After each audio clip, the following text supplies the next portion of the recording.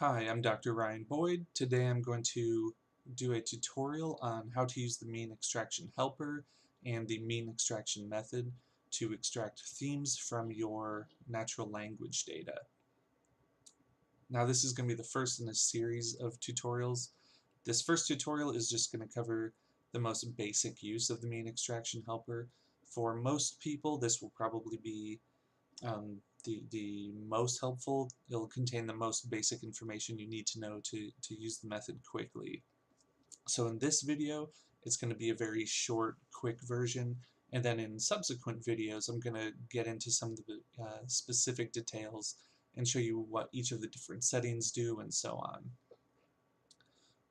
So first, you can get the mean extraction helper by going to my webpage, and then you can go to the software downloads link and then find the mean extraction helper link, or you can just go directly to the mean extraction helper website.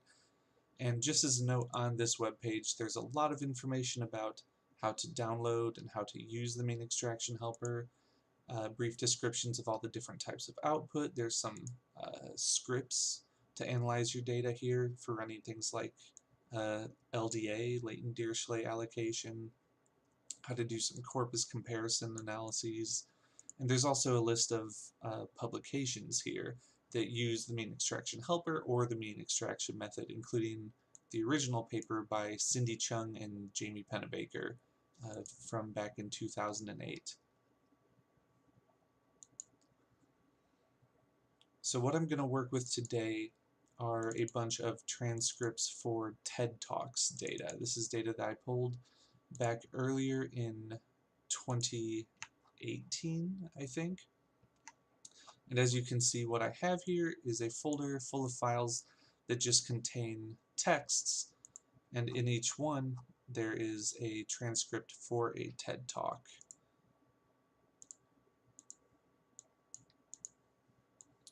Now what the mean extraction helper is going to do is it's going to take all of these files and turn it into a data set that we can use to extract the central themes that appear across all of these texts.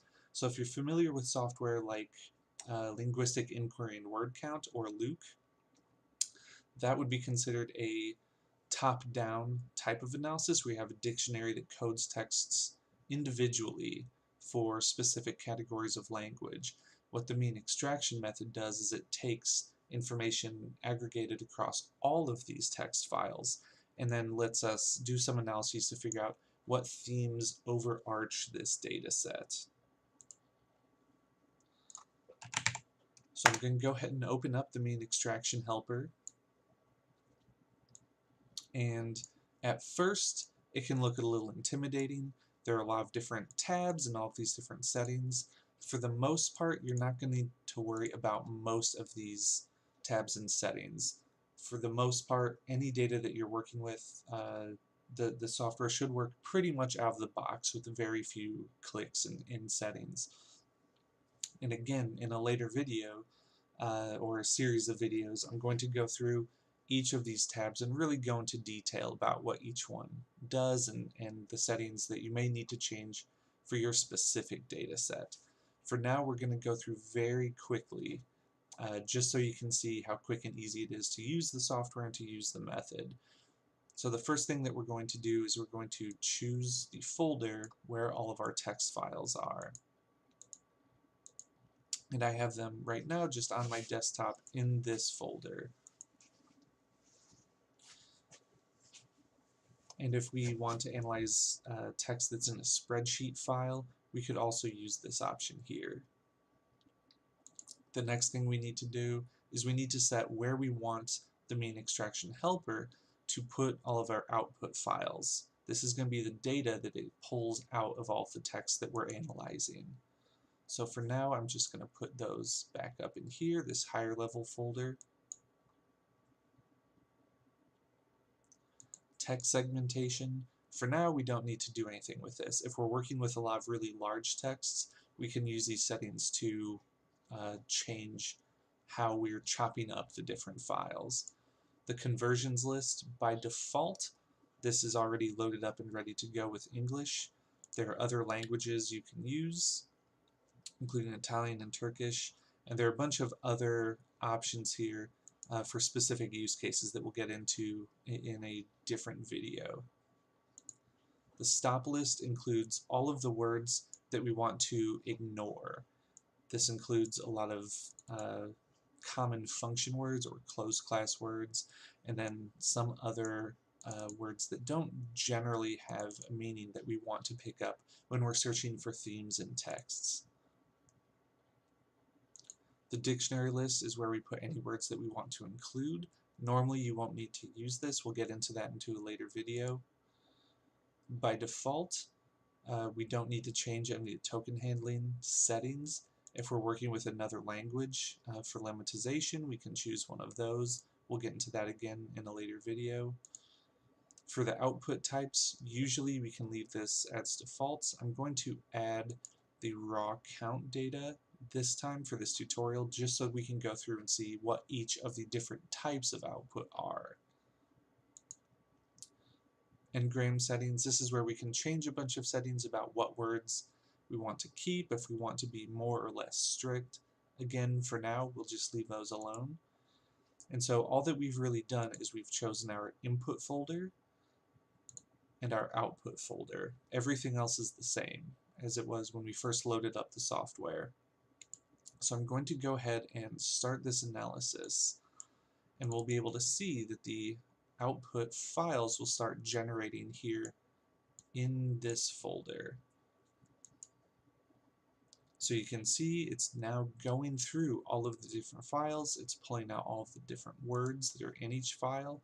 If we go over to this, the document word list, or DWL, you can open this in a text editor, and you can see that what it contains is essentially a list of all of the different files, the word count, and then the number of times that every word appears within each file. And each file is contained on its own line. So if you want to just use the mean extraction helper to extract this data, and then go use something like Python or R to go from there, that's totally fine. So you can see the mean extraction helper is finished already. This is pretty good. We analyzed about 2,700 files, and it's given us a lot of different output here. So we have a frequency list and then 3 different types of matrices. We'll look at the frequency list first, just so you understand what this includes. So the frequency list takes all of the information across all of the files and aggregates it into a single list that tells us what words are included in our data set,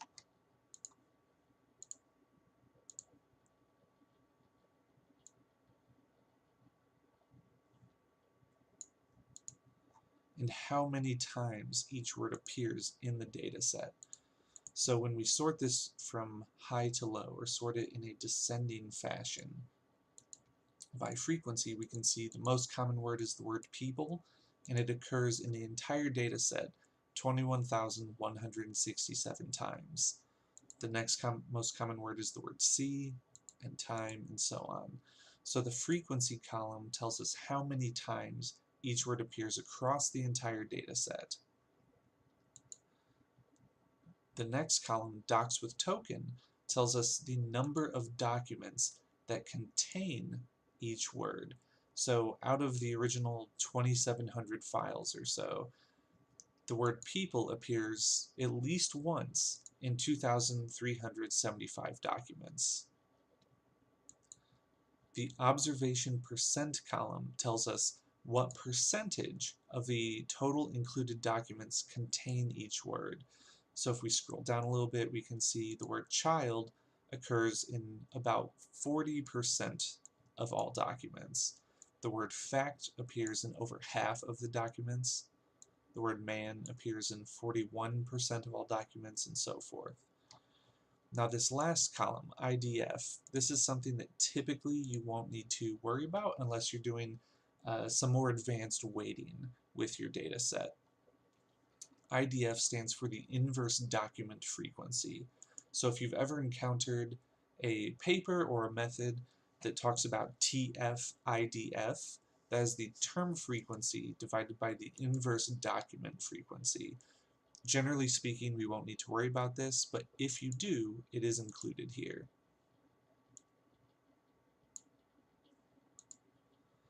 Now, most of the time, the only data set you're really going to need to worry about after the frequency list, and I do recommend always looking at your frequency list just to make sure that there's no unexpected issues. Now, after the frequency list, the main one we're usually going to care about is the document term matrix, DTM, specifically the binary document term matrix. Now, all that this file is a matrix of all of our texts, each one represented on a separate row. And I'm going to zoom in here a little bit so that you can see what we're looking at. And then we have a matrix of all of the words that we decided to keep, and we'll get into that in more detail in a later tutorial. But here are all of the words by all of the documents. Now each column represents in a binary fashion whether the word appears in that document. So if we go to this very first file, we see that the word today does not appear in this file. The word fact does not appear in this file. However, it does include words like people, consider, and center.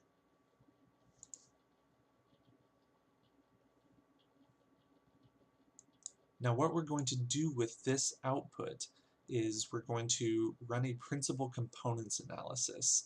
And you can do this a number of different ways. You can use really whatever your favorite statistical software is. You can use R, you can use SPSS, and we're going to take this matrix, this binary document term matrix, and we're going to run a principal components analysis to find out what the common themes are in this data set. So I'm going to do this two different ways here, but you can use whatever program you want. You can find this script, this R script online, and for the most part you won't need to change much about here. So you can see I've got the folder already set, the file is already set, so I'm just going to go ahead and run this entire script. And while that's running, I'm going to actually run principal components analysis in SPSS as well. So in SPSS, what we want to first do is read in the data set. So because this is a CSV file, we want to make sure that we're reading in the text type of data. And I'm going to walk you through each of the prompts here very quickly just so you can see how to do this. So our text file does not match a predefined format. We do have variable names included at the top of the file. So the variable names are each of the columns, the word count, the words themselves, and so forth. So we want to set that to yes. This window, we usually don't change anything.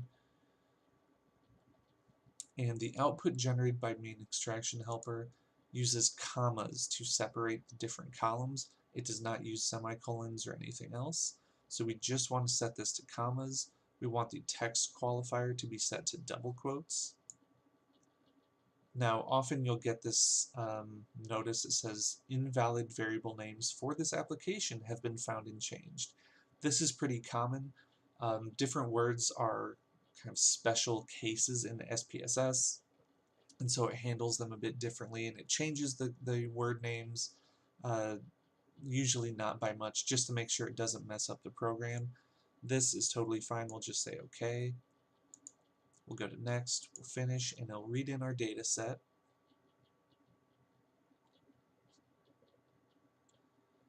And I'm going to go ahead and just run a principal components analysis very quickly. In SPSS, it's called factor analysis. Technically, a factor analysis and a principal components analysis are not the same thing, but they're really similar. Most people use them interchangeably, and for our purposes, it's really not that big of a deal. So we're just going to go ahead and run this factor analysis. We're going to include all of the words, not these first 4 columns, but all of the words as separate variables.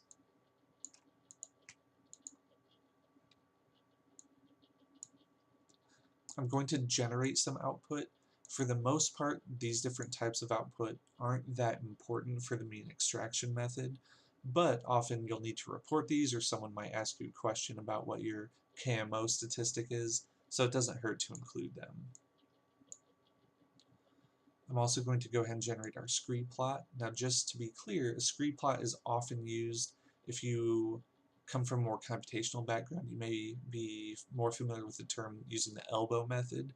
A scree plot is something that often people will use to determine the number of factors or the number of components they want to extract. For our case, especially with language data, words have very different properties than most types of data you would use this type of analysis on, so we don't need to rely on the scree plot so much. But I'm going to generate it anyways, because why not? Now I'm going to extract a fixed number of factors. And the number of factors is going to vary a lot depending on a lot of different things. It'll depend on the size of your data set, how many words are in your data set. For now, I'm just going to extract 10 just to show you what it's doing and how it works. For your case, you'll probably want to play with these numbers a bit. Usually what I'll do is I'll start with 5 factors. I'll look at the results and see if they make sense. Then I'll try 10 factors, 15 factors, and if certain solutions are looking better than others, you can start to hone in on what best suits your data set. There's no objectively correct answer here. Usually what we try to go for the mean extraction method is the smallest number of factors that still gives us clear interpretable results. Now in SPSS, typically you just want to turn up the max iterations for convergence up to its maximum 9,999. This just gives it ample opportunity to solve your principal components analysis. Now for the mean extraction method, we want to make sure that we rotate the axes using the Varimax rotation method. And we also want to generate our loading plots. And here, we'll also set the maximum iterations for convergence to its maximum. I'm going to go ahead and set a couple of extra options. So to make the results easier to interpret in SPSS, we're going to sort by size, and we're going to suppress the small coefficients. For now, I'm just going to say we'll hide all of the coefficients below 0.2. If you have a very large data set, you may turn it down to 0.1. If you have a very small data set, you may need to turn it up to 0.3 or 0.4. This is also something in a traditional stats textbook, or if you're trying to get your research published. For a traditional PCA or EFA, most people will tell you that if a variable has a loading of less than maybe 0.5 or 0.6, you should ignore it because those are very weak loadings. Again, for language data, that rule kind of goes out the window. Usually for something like this, it will retain all words that load to a factor above 0.1 or 0.2, but again, it depends a lot on your data set. So I'm going to go ahead and run this analysis, and we'll see the results very quickly.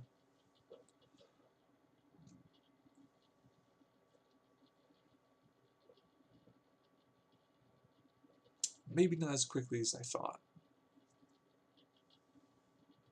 Here we go.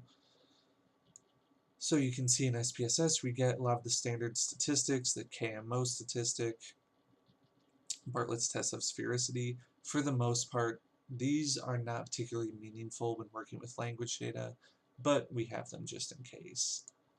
Here's the scree plot, which, as you can see, has a very sharp elbow, but it's not particularly informative for this data set. Even within this elbow here, you can see that there's a pretty wide margin of possible solutions here, so we're going to ignore this.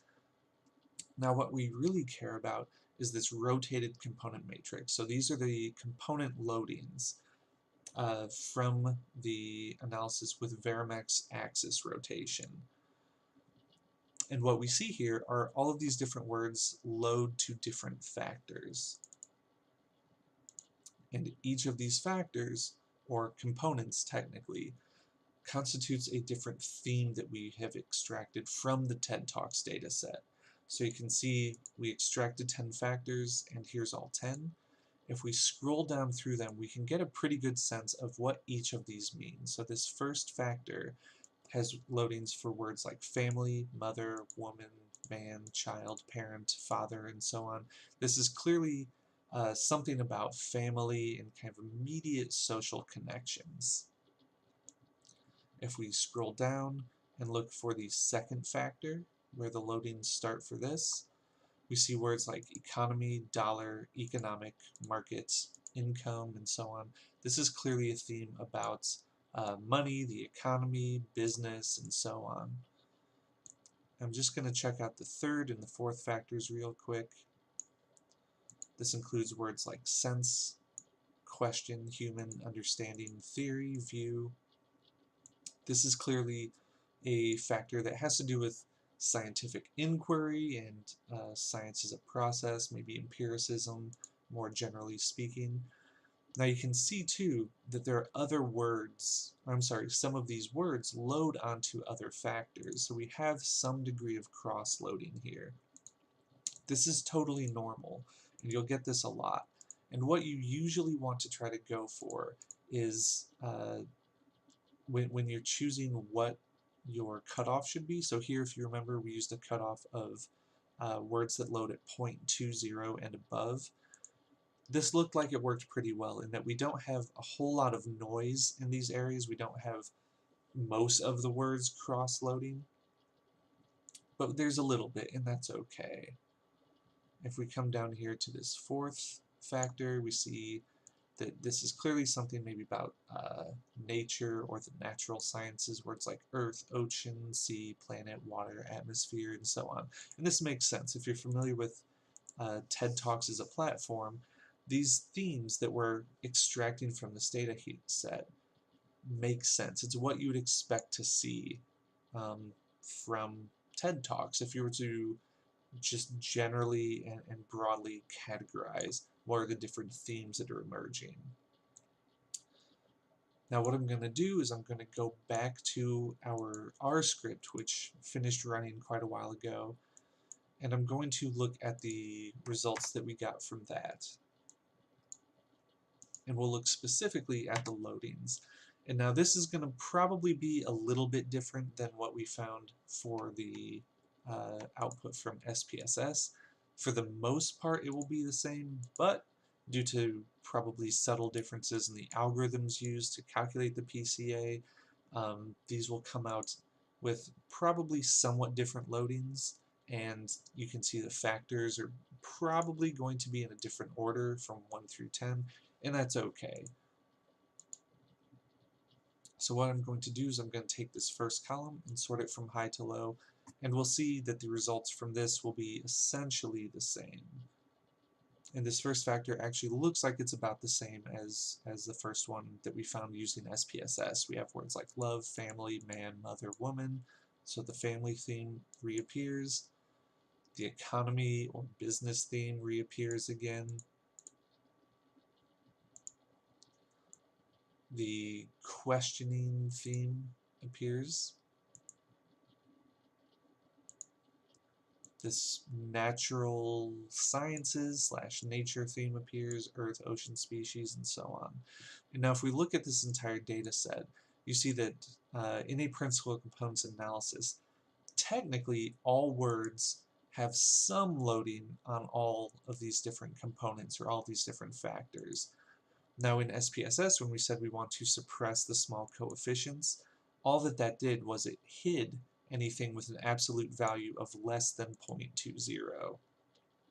Now you can achieve these same results in R by essentially going through and ignoring anything below 0.20.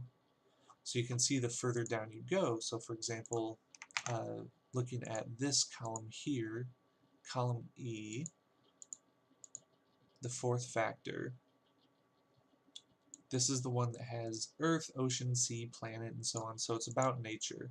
If we scroll down to the very, very weak loadings, you'll see that there's going to be a lot of words that don't really make sense in the context of that theme. Words like artist and bank and king, things that aren't really about nature. Now sometimes you'll get a negative factor loading.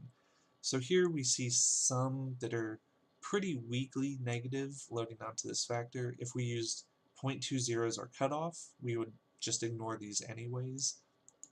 But let's pretend that this is negative 0.56, something like that. Now you'll see this sometimes, especially when you're working with smaller data sets. You might have one word or two words that have a negative but meaningful loading onto a theme that you extract. This is also pretty normal. Now there are a couple of ways that you can interpret this, especially for smaller data sets. What this often means is that the word social just generally does not appear with the nature theme. Now that makes sense. Words like social, media, patient, if someone's talking a lot about nature, they're probably not talking a lot about society in general. Now there are occasional cases where you'll see a more balanced loading of positive and negatives onto a single theme. So an example is often when we have people who write kind of these in response to social prompts. So, you know, what did you do this weekend? Things like that. You'll see strong positive loadings for something like, for words like happy, party, exciting, people, drinking, and then you'll see a lot of negative loadings that are also pretty strong for words like Netflix, book, alone, shy, things like that. And this essentially constitutes a bipolar theme. If you're a psychologist or have any psychological training, you'll recognize that theme as something that's kind of analogous to extroversion and introversion. So people who are talking a lot about going out and socializing, they're using more of these words like party and together and things like that. People who are more introverted tend to use words more like Netflix, alone, book, movie, stuff like that. So what we've done is we've used the mean extraction helper and we've extracted several themes. Now sometimes you'll want to just stop there. You'll say, okay, I've discovered all the themes in my data set. That's all I care about, and then you can go on. Now if you want to quantify every text for those themes, there are different ways you can do this. I have an appendix in one of my book chapters on different methods and what the benefits are of each. A very quick and easy way to do this is in this R script, we have scores that are automatically generated. So for each of these themes, let me open these loadings back up.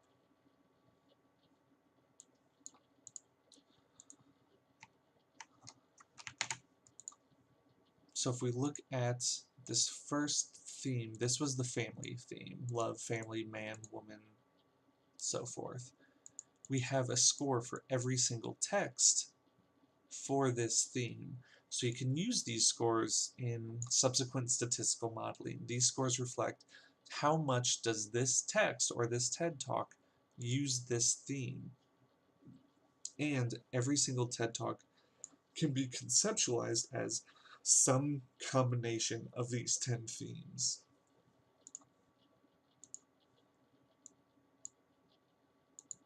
And you can use those scores for any type of analysis that you would go on. So if you want to see how much each of these themes correlates with how many likes each TED Talks has, you can do that.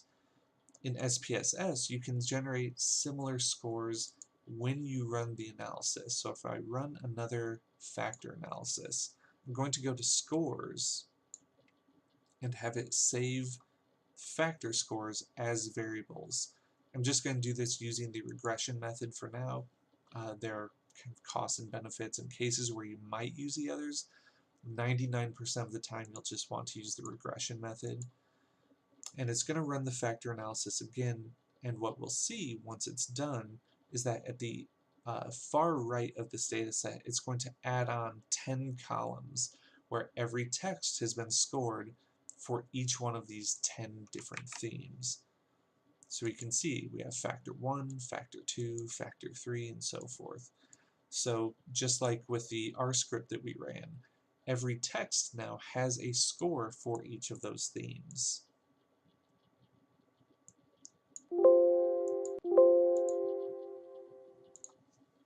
So that's the entirety of the mean extraction method. For the most part, it won't even take you close to as long as I just spent to run this method through for this tutorial. Usually what you'll do is you'll just open up the software, check off where your input is, check off where you want your output to be, and then you can just run a quick PCA or a quick script. Sometimes you'll want to play around with how many factors you're extracting. Typically, larger data sets you can extract more factors. Smaller data sets, just because you don't have as much data, the word patterns are a bit more unreliable, so you won't be able to extract as many themes. But typically you can do this entire process in maybe 5 minutes, maybe less once you've had a little bit of practice with it. And I think that that's all for this tutorial. Like I said, I'm going to upload some other videos that go into more detail about each one of the settings in the mean extraction helper, some other types of analyses that you can run using this software, things like latent Dirichlet allocation, which is very popular in computer science and information sciences, some corpus comparison analyses, and so forth. But that's it. Thank you for watching. Feel free to send me an email if you have any questions or thoughts, or if you need help with anything. I'm happy to help.